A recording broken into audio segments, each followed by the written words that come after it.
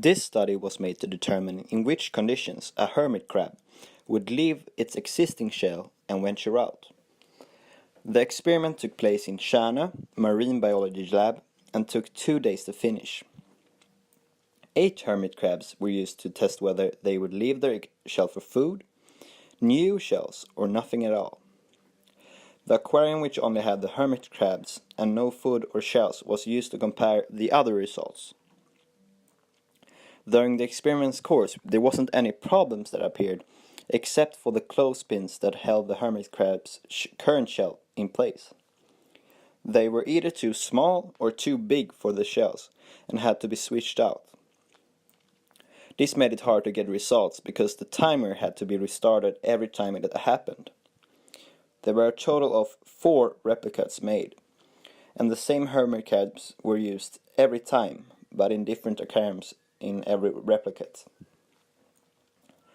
The hypothesis for this experiment was, since the 4th aquarium offered both choices of the 2nd and 3rd, it would probably give the best results.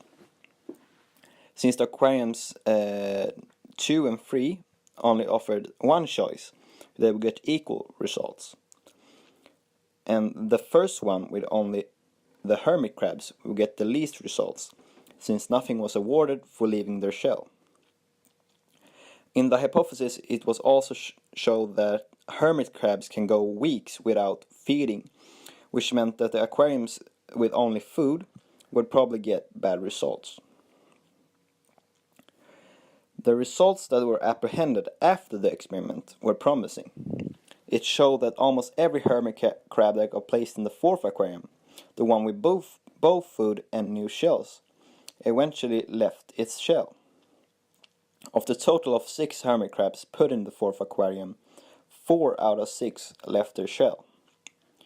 This was the same as in the hypothesis, which explained that the last aquarium had the most promising rewards for leaving their shell. The results showed that the hypothesis was partly right, although there was one problem. The hermit crabs that had only food in their aquarium didn't leave their shell.